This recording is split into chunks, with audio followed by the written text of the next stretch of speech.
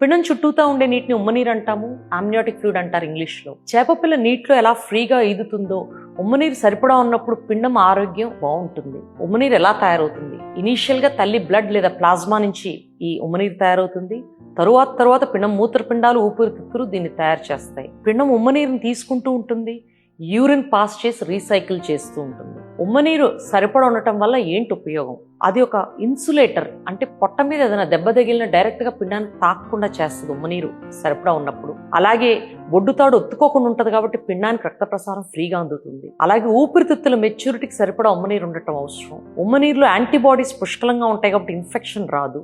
అలాగే ఉమ్మనీరు బాగున్న మహిళలకు నార్మల్ డెలివరీ అయ్యే అవకాశము, డెలివరీ స్మూత్గా జరిగే అవకాశం ఎక్కువ ఉంటుంది. మరి ఉమ్మనీరు సరిపడా ఉండటానికి తీసుకోగలిగిన జాగ్రత్తలు ఏంటి? First and foremost adequate hydration. సరిపడా నీళ్లు తాగాలి, 2 to 3 liters per day minimum. Second, balanced diet తీసుకోండి. థర్డ్, రెగ్యులర్ హెల్త్ చెకప్స్ అవసరం. ఏదైనా ప్రాబ్లమ్స్, షుగర్ కానీ హైపర్ టెన్షన్ కానీ ప్రెగ్నెంట్ లేడీస్లో ఉంటే దాన్ని డిటెక్ట్ చేసి ట్రీట్మెంట్ చేయడం ఈజీ అవుతుంది.